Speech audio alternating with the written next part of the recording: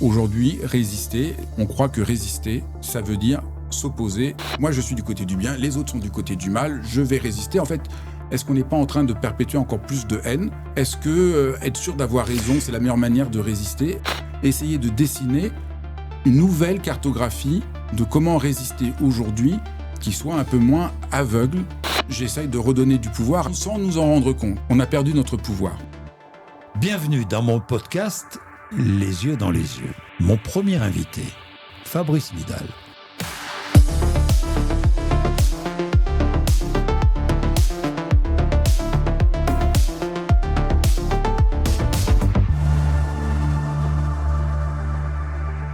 Bienvenue sur ma chaîne, ça s'appelle tout simplement Bourdin et je suis très heureux de vous accueillir. Audio, vidéo, ce n'est pas compliqué sur toutes les plateformes.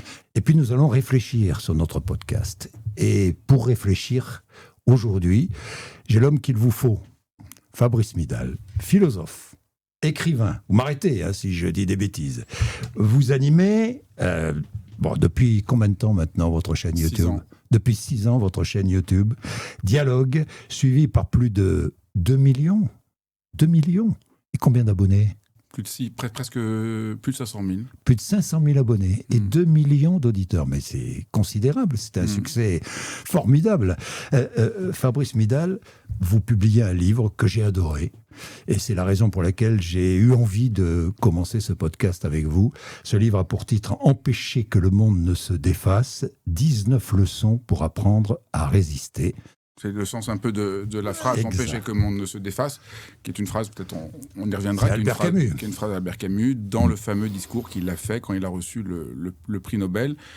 Et cette idée qu'il faut faire quelque chose tout de suite, chacun d'entre nous, là où nous sommes, pour que le monde ne se défasse.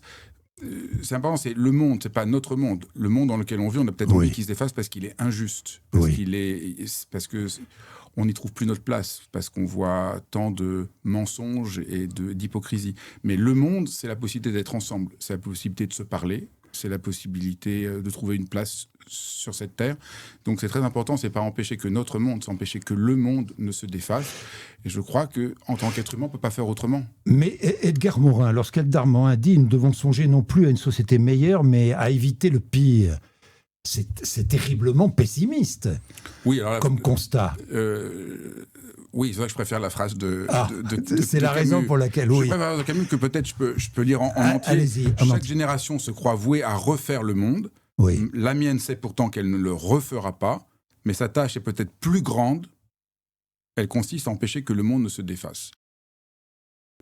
Comment faire pour ne pas baisser les bras ? Et après, j'essaierai de montrer, il y a des choses sur lesquelles il faut résister, et sans doute il faut aussi changer de logiciel. Un peu le cœur de mon livre, c'est que quand on parle de résistance, on a un logiciel complètement daté qui nous empêche de comprendre les vrais problèmes d'aujourd'hui. Alors, nous allons prendre des leçons avec vous, Fabrice Midal, mais quelques mots quand même sur la situation internationale qui nous entraîne à résister d'une manière ou d'une autre. Les errements de Donald Trump, j'emploie un mot volontairement modéré, les errements de Donald Trump qui ne connaît qu'une morale, la sienne. J'avais envie de demander au philosophe Fabrice Midal ce qu'il pensait de cette phrase, de cette remarque, de cette affirmation de Donald Trump. C'est la négation de la politique, au sens de ce qu'a fondé l'Occident, c'est-à-dire le fait d'essayer de trouver un commun, de trouver un accord, de trouver une possibilité de vivre ensemble. Donc c'est sûr que, au fond, il y a quelque chose de paniquant pour chacun d'entre nous. On est tous atteints. Moi, quand je parle aux gens, je vois chacun est atteint. Atteint par la folie de notre monde.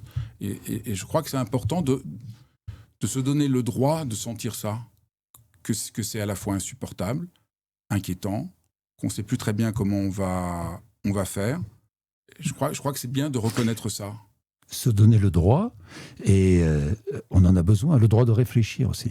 Alors, on a besoin de réfléchir. On peut réfléchir si on se donne le droit de sentir qu'on est atteint, et de ne pas fuir ça, parce que voilà, là, on voudrait ne pas le sentir, donc on s'anesthésie. Il faut éviter d'être anesthésié. Au fond, mon livre, c'est comment ne pas être anesthésié par la violence qu'on voit partout, Parce que c'est la violence, il y a la violence de ce qu'on voit en géopolitique, mais après il y a la violence de la déshumanisation de notre monde. Du fait qui est aussi un des grands axes de mon livre, résister à la déshumanisation qu'on voit partout, au fait qu'on est partout sommés de devenir comme des robots efficaces, sans état d'âme, une sorte d'obsession, d'une sorte de fonctionnalité générale.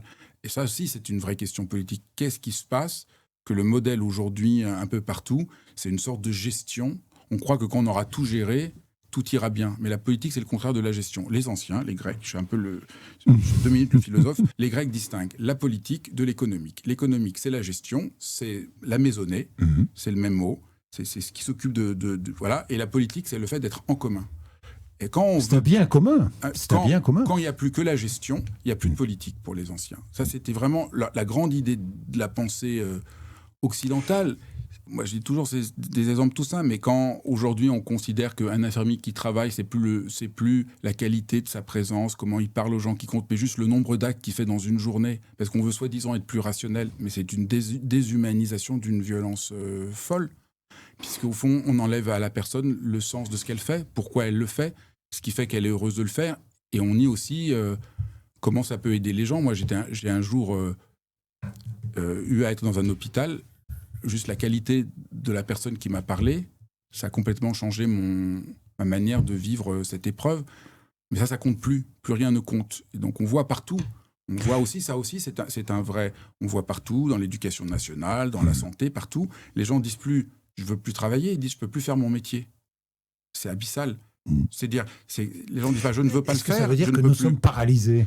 On est, en quelque sorte. On est paralysé par l'obsession de déshumanisation générale qui, soi-disant, va rendre les choses plus efficaces. Mais non, l'obsession de l'efficacité emmène à la disparition du commun et de la politique. Donc résister, c'est déjà comment faire pour empêcher que le monde ne se défasse ici et maintenant, faire là où on est pour qu'un peu d'humanité, de partage, d'écoute puisse avoir lieu. J'ai la haine. J'ai la haine. Vous nous dites, la haine nous empêche de résister. Pourquoi ?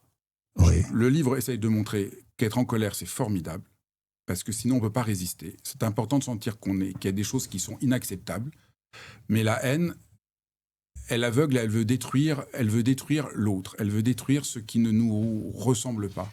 Et donc la haine, ça ne construit rien. Et là, on sait tout le paradoxe, c'est de montrer pourquoi la haine nous aveugle, et pourquoi la colère, au contraire, qui a mauvaise presse, parce qu'on est dans un temps... C'est tout à fait étrange, parce qu'à la fois, on dit oui, c'est bien la haine, et en même temps, on est dans une sorte de positivité. La colère, c'est assez personnel. La haine, ça a besoin d'être partagé. La haine, quand on a la haine, on a envie de trouver quelqu'un ou quelqu'une qui a la haine aussi.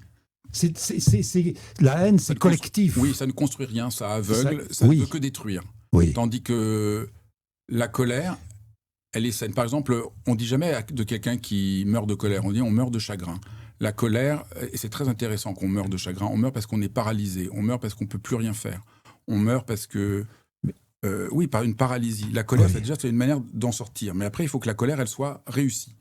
Ce que j'essaie de montrer dans le livre, c'est que souvent nos colères sont ratées, et qu'au fond, la leçon, c'est plutôt comment faire pour que vos colères soient réussies. Vous rappelez dans votre livre que Jésus se mettait en colère souvent. Oui, sortir de l'idée qu'on a eu, la colère c'est mal, il faut être positif, il faut toujours être gentil et tout, ce qui ne sert absolument à rien. Il y a un moment, être en colère, c'est du plus profond de son être, dire non, ça je ne peux pas. Si j'accepte ça, j'atteins ma propre humanité. Et je crois que c'est ça qui est très important dans la colère. Donc leçon, ne refusons pas nos colères. Non, écoutons-les. Alors, je vais vous raconter, j'étais en train d'écrire le livre, je lui dis, non mais là quand même t'exagères de dire un truc comme ça, en plus philosophe et tout.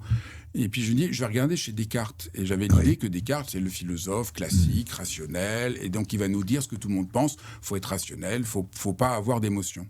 Et alors à ma surprise, pourtant je connais bien, mais j'étais complètement étonné, dans le chapitre où il parle de la colère, il dit, un être humain qui ne se met pas en colère n'est plus un être humain. C'est-à-dire, il renonce à son humanité. Et j'étais complètement étonné de voir que... Je me dis, mais pourquoi on l'oublie ? Pourquoi on a l'impression que c'est pas juste ? Et c'est très important de comprendre qu'il faut au contraire nourrir nos colères, mais qu'elles soient réussies. C'est-à-dire parce que la plupart du temps, On se met en colère, Mais c'est absurde. est-ce On que se la- défoule de la colère, il faut nourrir la colère, voir qu'est-ce qu'elle nous dit, qu'est-ce qui est pour nous insupportable, qu'elle nous donne envie d'agir, qu'elle nous donne envie de faire quelque chose, Alors que la haine est une fuite. La haine est une fuite, la haine ne mène à rien. Je vais regarder les grands résistants qui ont écrit pour que je puisse arriver à en dire quelque chose. Alors j'en ai pris de différentes époques, mais par exemple, J'ai vu, oui. je me suis basé sur un poète qui s'appelle René Char, qui était aussi un des grands résistants, qui était capitaine Alexandre, qui a joué un rôle vraiment majeur dans la résistance et qui a écrit là-dessus. Il explique très bien que c'est pas par haine qu'il a lutté, mais c'est par colère. Il a dit: j'ai comme reçu une sorte de gifle de voir ce qu'on était en train de faire à la France, aux Juifs, et donc il s'engage. Et c'est très important, il ne s'engage pas par haine. On résiste pourquoi ? Est-ce qu'on résiste contre ou on résiste pour ? Et je pense qu'on peut résister contre des choses si c'est pour un pour, s'il y a quelque chose en vue. C'est ça la haine, au fond, ça ne construit rien. Si notre résistance n'est pas en vue de quelque chose, elle va nous paralyser. Accepter que tout le monde ne pense pas comme vous. Donc il faut accepter de se disputer. Oui, mais C'est aussi, ça. il faut accepter que Oui. même nos amis les plus proches peuvent penser différemment de nous. Et quand je dis que c'est une leçon pour moi aussi. Hein. C'est-à-dire, c'est pas facile du tout. Même avec des amis, on partage tout, puis d'un seul coup, on n'aime pas les mêmes choses, on comprend pas. Pas seulement les opinions. Je parle d'une amie qui m'a raconté que une de ses meilleures amies qu'elle connaît depuis 20 ans lui annonce qu'elle a voté pour Trump. Et au début, elle me dit: je peux plus lui parler. En plus, mon amie est archi-démocrate, elle ne peut plus lui parler. Et puis, elle va lui parler, elle va comprendre, à partir de son histoire, de ce qui lui est arrivé, pourquoi elle a voté pour Trump. Ça veut pas dire qu'elle est d'accord, mais quelque chose est possible, comme une possibilité de se parler. Parce que si on parle qu'avec les gens qui sont d'accord avec nous, ça va se fragiliser Fabrice énormément. Midal, on se regroupe par affinité. Mais ça, c'est pas gênant de se regrouper par affinité, mais c'est important de pouvoir continuer à parler à ceux qui sont pas d'accord avec nous, parce que ça demande un effort. Ça demande un effort. Ça demande un effort. Je crois que cet Or, effort, nous ne sommes pas dans une société de l'effort. non. Fabrice Midal. Et il faut le réapprendre, parce que sinon. Et au fond, moi, mon idée, c'est qu'est-ce que chacun d'entre nous là pouvons faire et comment on peut le faire. Oui. Et je crois que d'essayer de montrer comment ça se passe, de pouvoir parler avec quelqu'un comment accepter d'être blessé. Parce qu'il ne s'agit pas de dire: bon, vous n'êtes pas d'accord avec moi, on est d'accord. Non, j'accepte, je suis blessé, ce que vous dites me blesse. Mais comment je peux maintenir quand même un lien humain ? Parce que sinon, c'est l'isolement. Et l'isolement, c'est insupportable. Sauf que si l'on se regroupe par affinité, on crée une forme de communautarisme. Ça dépend, pas forcément. On peut se relier avec des gens avec qui on partage des choses. Oui. Et ça Mais finit pas attention forcément. à la montée des communautarismes. C'est clair qu'il faut faire attention au fait que ça se recroqueville. Quand on est juste d'accord, on pense plus, ça finit par devenir plus qu'un truc identitaire très figé. Aujourd'hui, résister, quand je dis que c'est avec un vieux logiciel, on croit que résister, ça veut dire s'opposer, être contre. Moi, je suis du côté du bien. On peut résister pour. Voilà, parce que dans notre monde, c'est quoi ? Je résiste. Hein, dans l'idée générale, c'est moi, je suis du côté du bien, vous êtes du côté du mal. Oui. Avec un idéal, en général, tout à fait ancien, qui date du 19e siècle, voilà, une sorte d'idée de nationalisme ou d'idée de révolution. Donc moi, je suis du côté du bien, les autres sont du côté du mal, je vais résister. En fait, est-ce qu'on n'est pas en train de perpétuer encore plus de haine, encore plus de souffrance ? Est-ce que être sûr d'avoir raison, c'est la meilleure manière de résister ? Il ne s'agit pas de résister contre, il s'agit de résister pour. Oui, il s'agit de sortir du vieux logiciel de la résistance et d'essayer de trouver, je ne dis pas que j'ai la réponse, mais mes leçons sont comment on pourrait essayer de dessiner une nouvelle cartographie de comment résister aujourd'hui qui soit un peu moins aveugle ou un peu moins...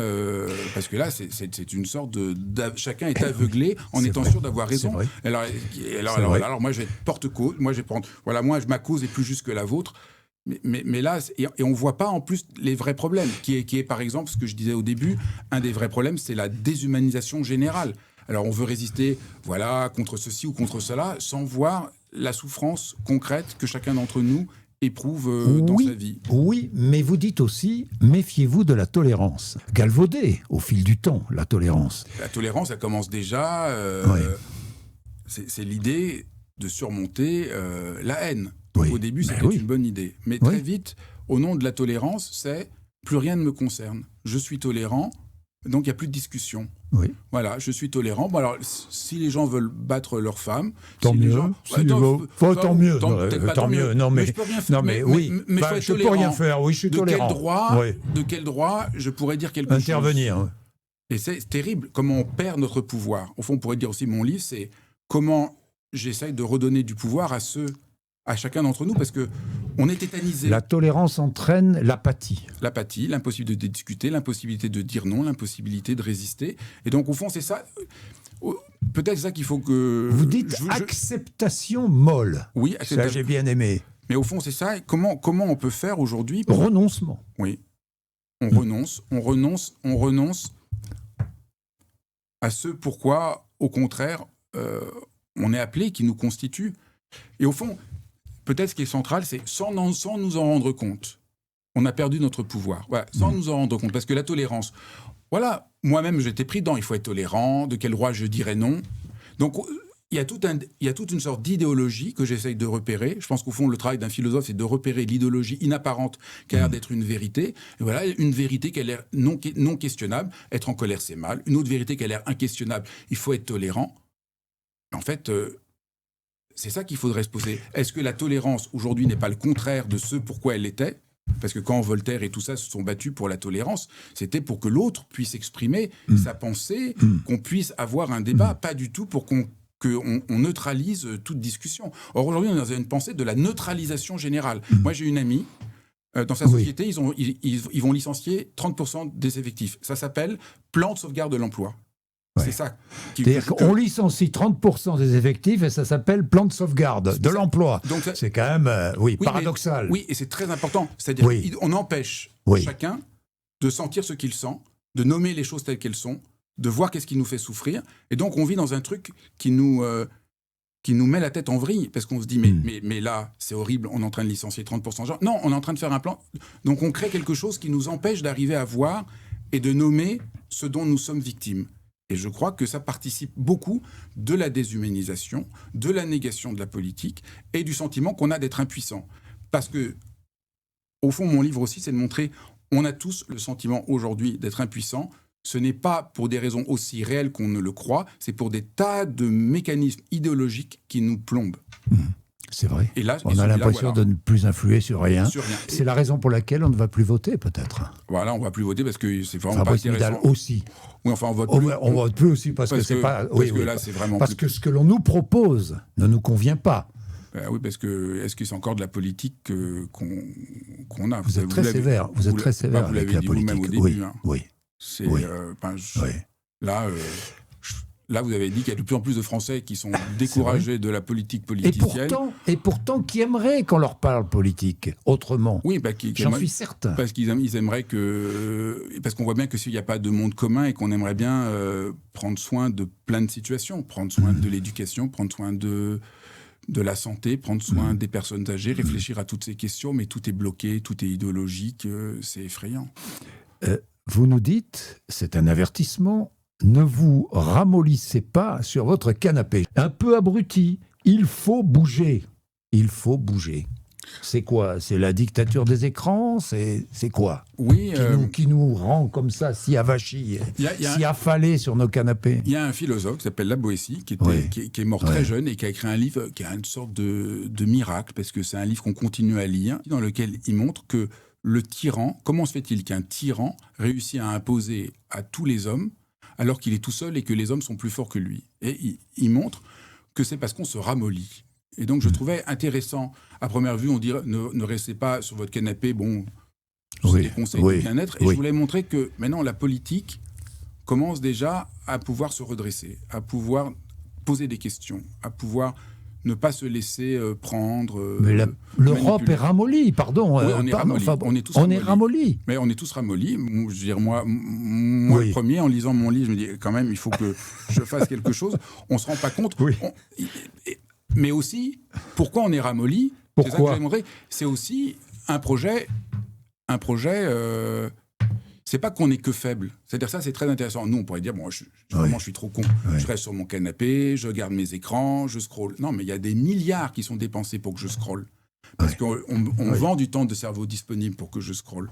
Et donc, en fait, je suis victime d'un système. Donc, ne pas me laisser ramollir, c'est beaucoup plus important que ça. C'est réussir à voir par où je suis manipulé. Moi, je ne pense pas qu'il y a une personne qui essaie de nous manipuler comme ça, mais tout un système fait aujourd'hui que c'est très difficile de prendre du temps. Et à un moment, peut-être je peux faire le lien avec ça. À un moment donné, je réponds à la question. Voilà, le livre est né d'une amie qui me faisait part et qui m'a posé une question toute simple. Est-ce que le matin, j'écoute les informations et après, je suis plombé toute la journée ou je les écoute pas, mais alors je démissionne et j'ai l'impression de ne pas être un citoyen responsable. Et je trouvais cette question absolument réelle. Et la question, c'est ça, c'est est-ce que j'écoute pour m'informer, essayer de penser, essayer de comprendre, ou est-ce qu'il y a juste un torrent qui vient et qui m'empêche. Et au fond, là, c'est à chacun d'entre nous de décider. Fabrice Midal, c'est souvent un torrent, malheureusement, parce que les faits sont décrits, mais derrière, on passe directement aux commentaires en faisant sauter l'analyse et l'explication. C'est ça. Et donc, c'est ça la question. Oui. Donc, la question, c'est comment ne pas, en écoutant les informations, être juste ramolli, mais se redresser. Oui, se redresser. Et pour se redresser, il faut faire un effort. Et vous dites, faites un effort. L'effort est un élan de vie. Oui, parce que alors... Ça a un effet vertueux. Pour parler, pourquoi je dis de faire un effort ? Parce que j'essaie de voir comment faire pour que chacun d'entre nous ne se sentons pas écrasé par la situation de telle manière qu'on est comme un lapin devant les phares d'une voiture, qu'on sent qu'on ne peut plus rien faire et que ça nous atteint. Parce que ça, que je veux revenir là-dessus. On est atteint, mais on a moins d'allant, on a moins de courage, on est plombé, on est déprimé. Il y a un lien entre toute notre situation où on se sent impuissant, la situation politique du monde et l'état de la santé mentale. Et donc, quand je dis faites un effort, c'est parce que on se met en mouvement, on crée, et que c'est déjà une manière de résister, parce qu'on ouvre un rapport, une possibilité d'avoir une relation à l'autre. Et on se fige dans la plainte, c'est ce que vous écrivez, et finalement dans la victimisation. C'est terrible. La plainte. C'est pas dans ce livre-là, mais dans un autre livre, il dit plaignez-vous à fond, 3 minutes par jour, mais pas plus. C'est bien. Pendant 3 minutes, vous vous défoulez. J'en peux plus de Trump, j'en peux plus de Macron, j'en peux plus de ma femme, j'en peux plus des impôts, j'en peux plus du maire, j'en peux plus de tout ce que vous voulez, mais 3 minutes. Parce qu'après, ça tourne en rond et ça nous nécrose. Et ça fait qu'on se sent impuissant. Et la plainte n'amène à rien. Et donc là, mon livre, il est très concret. C'est comment on peut faire, nous, pour retrouver courage. Nous, voilà, comment ceux qui vont nous écouter, peut-être ceux qui auront envie de lire le livre, comment ils peuvent retrouver courage. Et c'est ça qui est très important. Oui, parce que le refus de l'effort, c'est une forme d'abdication. C'est ça. C'est une abdication. Au fond, la grande question, c'est pourquoi il y a des gens qui, pendant la Seconde Guerre mondiale, ont résisté et d'autres pas. Et donc, c'est la même chose pour nous. Et ceux qui ont résisté, c'est pas par idéologie. Et ils étaient moins nombreux. Oui, mais en tout cas, ils ont résisté, pas par idéologie, pas parce qu'ils ont pris un t-shirt « je résiste », mais parce qu'au fond d'eux-mêmes, ils ont maintenu un sens d'humanité, un sens de dignité, ils ont maintenu un rapport ouvert au monde, un rapport questionnant. Et c'est à la fois beaucoup... Vous parlez d'effort, mais en même temps, c'est à la fois un effort, et à la fois, c'est beaucoup plus simple qu'on ne le croit. C'est ça que c'est très frappant quand vous demandez aux grands résistants pourquoi ils ont fait ce qu'ils ont fait. Ben, ils vous répondent « je ne peux pas faire autrement ». Personne ne vous a dit j'ai réfléchi très longtemps, j'ai beaucoup étudié, et j'ai trouvé que j'avais le destin d'un héros, et donc j'ai essayé de résister. Vous dites non, mais j'ai rien fait, j'ai juste fait mon devoir. Oui, mais Fabrice Midal, vous dites aussi il faut savoir désobéir. Il faut savoir désobéir. C'est pas évident de désobéir. Bon, c'est vrai que ça demande un effort, mais plus qu'un effort. Ça veut dire, Fabrice Midal, que nous avons tous en nous une force de vie. Oui. Et on peut tous faire quelque chose. On peut tous changer le monde. On peut tous changer quelque chose du monde par notre action. Là, tout de suite. On peut tous. Parce que là où on est, n'importe où. Moi, je ne crois pas... Quand je dis résister, moi, je ne dis pas aux gens, prenez votre carte de militant. Mais déjà, dans votre travail, dans la manière dont vous parlez aux gens, dans la manière dont on peut tous, là où on est, préserver quelque chose du commun. Transmettez ce qui peut être sauvé. Pensez à la transmission. Oui. C'est un grand, ça fait un grand changement dans notre tête. Ça, c'est la philosophe Hannah Arendt qui parle de ça, qui dit c'est marrant, on pense tout le temps à ce qu'est la mort, la philosophie, mais pas assez à ce qu'est la naissance. Et peut-être on a fait une erreur. Parce que la naissance, c'est le renouveau. Transmettre, c'est se dire qu'est-ce qui mérite d'être transmis. Vous ne pouvez pas transmettre comme une machine. Vous devez, quand vous dites qu'est-ce que je veux transmettre, vous devez réfléchir. Ah ouais, ça vaut la peine d'être transmis. Ça ne vaut pas la peine d'être transmis. Donc quand vous transmettez, quand vous réfléchissez, qu'est-ce que je peux transmettre, vous êtes en train de réfléchir à un futur possible. Vous êtes en train de réfléchir à quelque chose qui réouvre l'humanité. Donc je trouve que c'est quelque chose de très simple. Et tous les gens qui sont parents se posent cette question-là. Et ça vaut la peine de s'interroger. Mais qu'est-ce que je fais quand je transmets ? Mais quand on est prof, quand on est enseignant, et en fait, on se rend compte que tout le monde transmet quelque chose à quelqu'un. Dans la plupart des métiers, on doit transmettre quelque chose à quelqu'un. Qu'est-ce que ça veut dire transmettre ? Eh bien, c'est refaire alliance avec quelqu'un. C'est déjà un acte politique. On pense que la philosophie, c'est quelque chose de très abstrait. Eh ben moi, je pense que les philosophes sont beaucoup plus concrets que la plupart des hommes politiques. Voilà. Pourquoi ? Parce qu'ils mettent en question l'idéologie, parce qu'ils osent faire des distinctions qu'on ne fait pas. Parce que se demander est-ce que j'écoute des informations ou pas, c'est l'air une question idiote, mais au fond, c'est une vraie question. Est-ce que je dis bonjour à quelqu'un ou pas ? Voilà. Et je pense que la philosophie qui m'intéresse, et ce qui a toujours été la philosophie, c'est d'oser poser des questions. Là où on ne les posait pas. Et je crois que c'est absolument salutaire. Osez dire les choses, oui, tout Socrate, simplement, vous le dites. Qu'est-ce que faisait Socrate ? Il allait voir les gens, il allait voir Alcibiade, qui était j'exagère un peu, mais un peu le Trump de l'époque, qui se croyait tout-puissant, et il lui dit, mais qu'est-ce que tu fabriques ? Et il crée un doute dans l'esprit d'Alcibiade. Bon, ça n'a pas vraiment marché, parce qu'Alcibiade a fait plein de conneries quand même, malgré ça. Mais il lui pose des questions, et il montre que la philosophie, en posant des questions, elle nous évite peut-être... beaucoup d'aveuglement. Donc je pense mais où sont les philosophes aujourd'hui ? Enfin, vous êtes là, Fabrice Midal, mais leur voix, malheureusement, est moins entendue. Oui, et beaucoup de philosophes se perdent dans des trucs complètement... sont idéologisés. Oui. Alors, d'autres conseils ? Leçon numéro 12, préservez votre vie privée. Ça, c'est une grande idée politique. Ça, c'est Kundera qui m'a fait comprendre ça. C'est très important. Hein. Ça permet d'échapper au mécanisme autoritaire. Oui, mais Kundera, qui a vécu le stalinisme et tout ça, raconte comment c'est d'abord, on n'a plus de vie privée, donc on n'a plus d'espace à soi. On ne peut plus penser par soi-même. On est déshumanisé. Ne plus avoir de vie privée, c'est être déshumanisé. Et je crois que préserver sa vie privée, aujourd'hui, c'est-à-dire préserver un espace à soi, accepter l'expérience de la solitude. C'est-à-dire, évidemment, je parle beaucoup de la politique, mais la politique est inséparable de la solitude. Mais évidemment. Il faut être seul pour être avec les autres. Et là encore, je fais une distinction entre solitude et isolement. Le drame de notre temps, c'est l'isolement. Les gens sont isolés, n'ont plus de liens. C'est une souffrance énorme. Mais la solitude, c'est pouvoir avoir un espace à soi. Une chambre à soi, une arrière-boutique, comme dit Montaigne, où on peut... savoir ce qu'on pense, ce qu'on aime. Parce qu'on demande tout le temps qu'est-ce que vous aimez, qu'est-ce que vous pensez, mais la plupart du temps, on ne sait pas. On n'a pas eu le temps.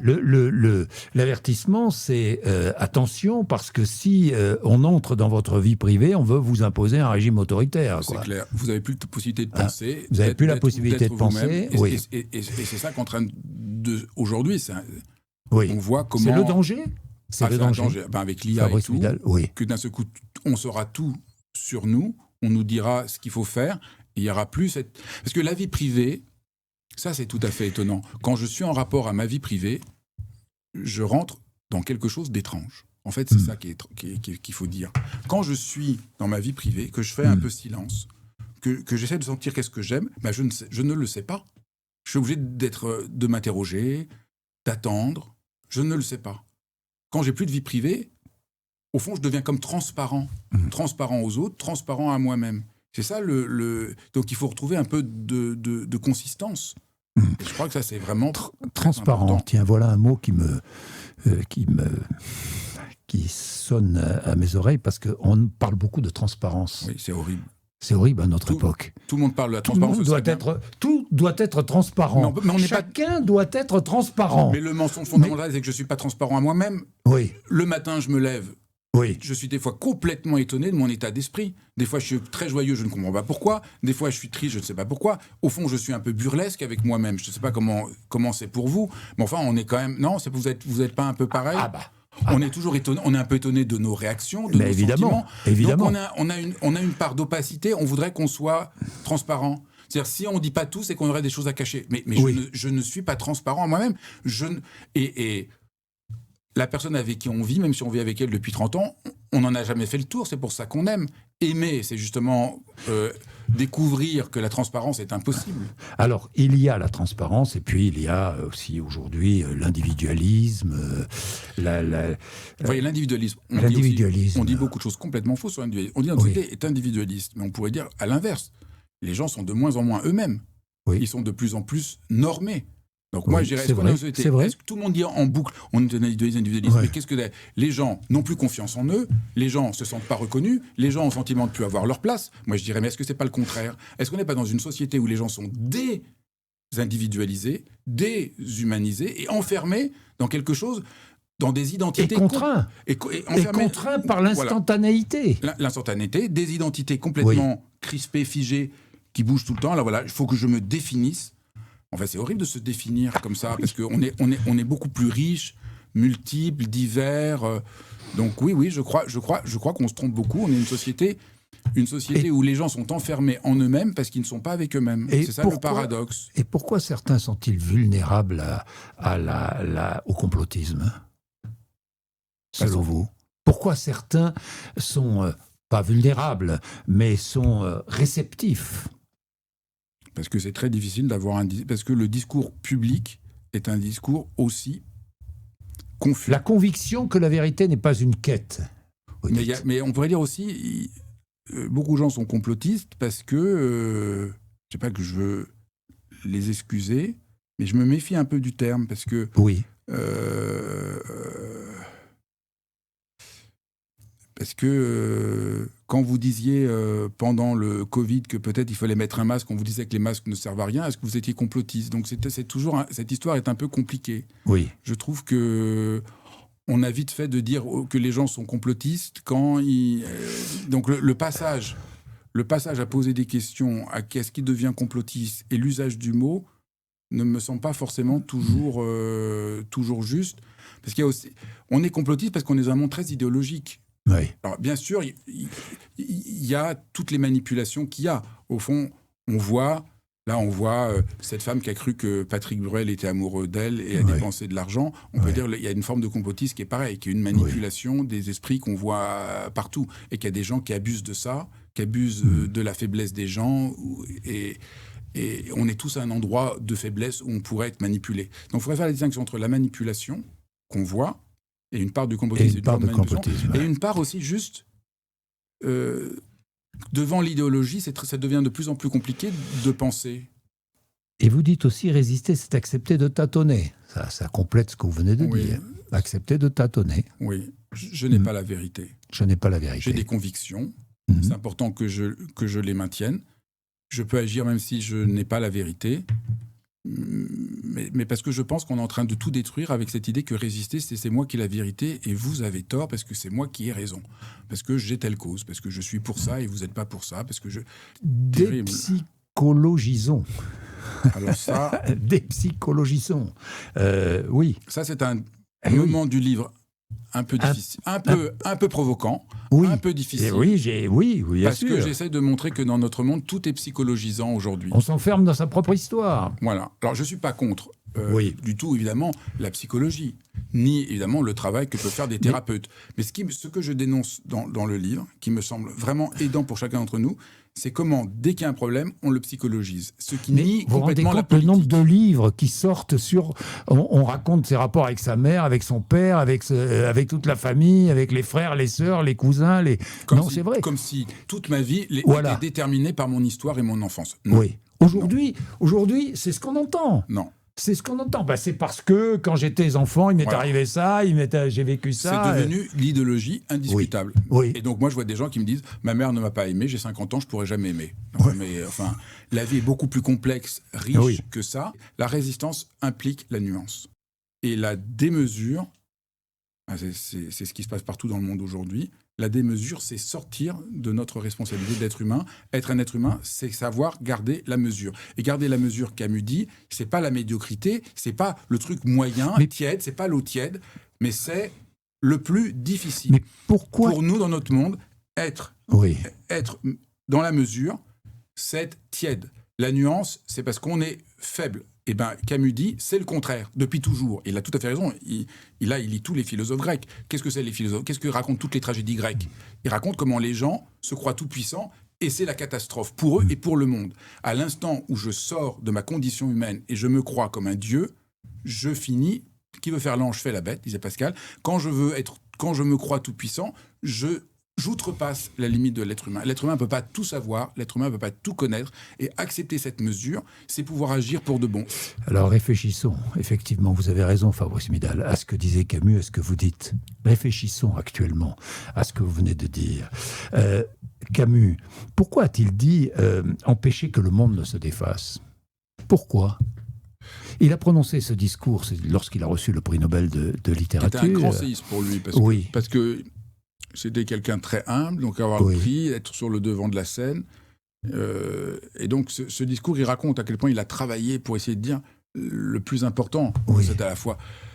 Et je crois empêcher que le monde ne se défasse, moi je trouve que c'est une parole à hauteur d'homme. C'est-à-dire, voilà, nous ne pouvons pas avoir de grandes constructions qui vont changer le monde. Parce que, en fait, quand même, depuis 3000 ans, si on avait trouvé la solution pour que tout aille bien, on l'aurait mis en application. Donc je veux bien tous les gens qui arrivent et qui disent « Moi, j'ai la solution, vous appliquez à ma méthode et ce sera le bonheur universel ».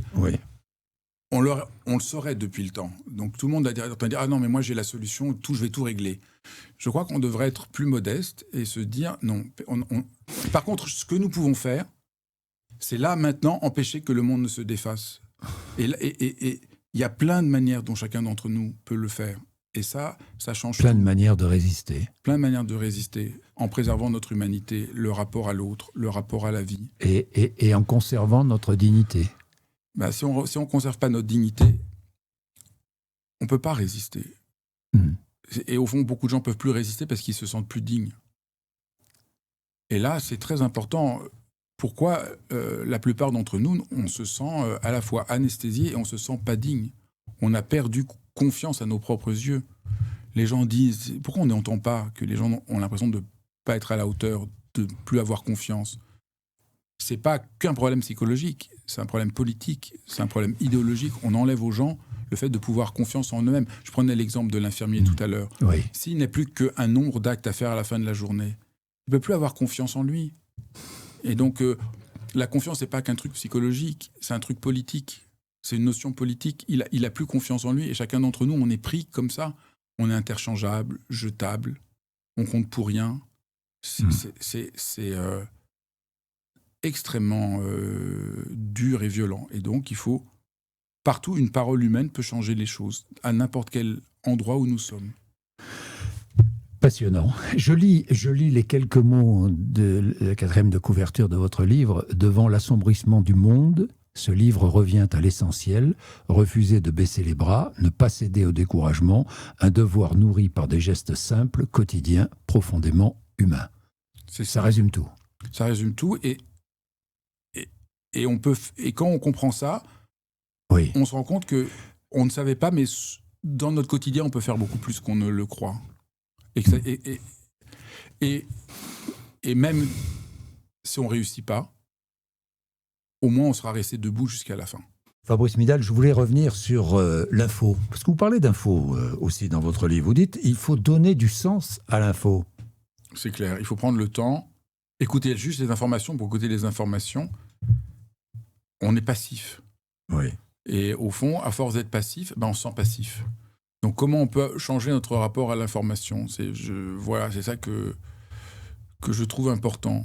Et c'est important d'avoir les informations, mais c'est aussi important d'avoir des informations sur le monde, la nature, soi-même. Mais nous recevons passivement... Trop d'infos. Oui, trop d'infos. On reçoit tellement d'infos, ça devient un bruit de fond qui nous déshumanise. C'est-à-dire, à un moment... L'information, ça peut nous permettre de résister parce qu'on trouve qu'il y a de l'inhumanité et qu'on a envie de s'engager. Et parfois, à force d'entendre comme une sorte de torrent, on a l'impression qu'on ne peut plus rien faire et on se sent complètement impuissant. Mais Fabrice Midal, vous écoutez les infos? Vous regardez les infos? Alors, il y a un temps, j'essaie de le faire, mais je lis...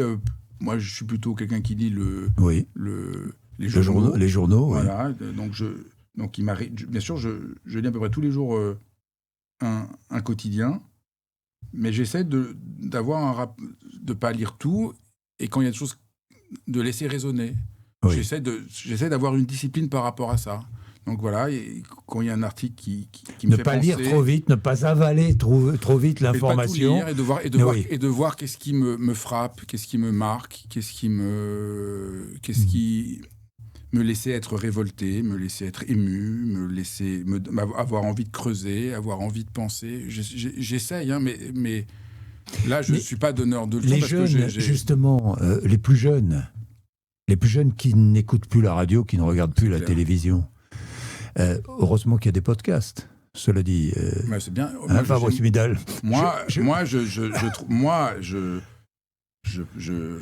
j'ai fait mon podcast il y a 6 ans. Qui est un énorme succès, je le rappelle. Parce que je trouvais que les médias ne parlaient pas des questions qui intéressaient les gens. Donc, moi, je parle de la santé mentale, de plein de choses qui peuvent aider les gens à bien vivre sérieusement. Et personne ne parle de ça c'est des sujets qu'on ne parle jamais. Et donc, je me suis dit... moi, je parle au fond... On ne vit plus que de polémiques. Oui, donc je me suis dit, il faut... Puis je me dis, tant pis, je vais le faire. Et puis, ça a un immense impact parce que les gens sont contents qu'on leur parle un peu de leur vie. Oui. Et la plupart des médias ne parlent absolument pas de la vie des gens. Ils parlent d'autre chose que de la vie des gens. Donc, je crois que c'est un problème très important. C'est ce qu'on va essayer de faire ici, d'ailleurs, comme vous. Ça, je suis content de venir Oui. C'est pour ça que j'étais content de venir et que vous fassiez ça, parce que je pense que cet espace et ce temps-là... Moi, quand j'ai fait mon podcast, j'étais un peu au tout début des podcasts, tout le monde m'a dit... Fais 2 minutes, parce que plus les gens ne vont pas écouter. Ah bon ? Et moi, j'ai dit non, je vais faire 1 heure. Et tout le monde me disait, mais c'est pas possible, les gens ne vont pas écouter, parce qu'aujourd'hui, il faut zapper. Toute la télévision fonctionne là-dessus, il faut zapper, il faut que ce soit très passionnant tout le temps. J'ai dit non, je vais faire le contraire. Je vais faire des dialogues longs. Maintenant, ça s'est fait. Mais à l'époque, tout le monde m'a cru que j'étais fou. Mais j'ai dit, mais on ne peut pas. Et au fond, les gens sont très contents de prendre le temps d'entendre une discussion. Et il y a quelque chose d'humain. Bien sûr. Parce qu'une pensée n'est jamais séparable d'un être humain qui la vit, qui l'incarne, qui la déploie. Et je crois que c'est pour ça que c'est bien que vous ayez cet espace, qui soit un espace un peu à vous. C'est la même volonté, c'est la même démarche. C'est ça, un espace à vous, vous avez le temps. Oui. Alors, ce n'est pas compliqué pour celles et ceux qui ont aimé. Bien, vous vous abonnez à la chaîne, vous mettez un pouce en l'air, et puis vous n'hésitez pas à apporter un petit commentaire, parce que nous allons regarder tous vos commentaires. J'ajoute que si vous avez une idée ou si vous avez une proposition d'invité, là encore, n'hésitez pas et nous tiendrons compte évidemment de vos suggestions. Empêcher que le monde ne se défasse.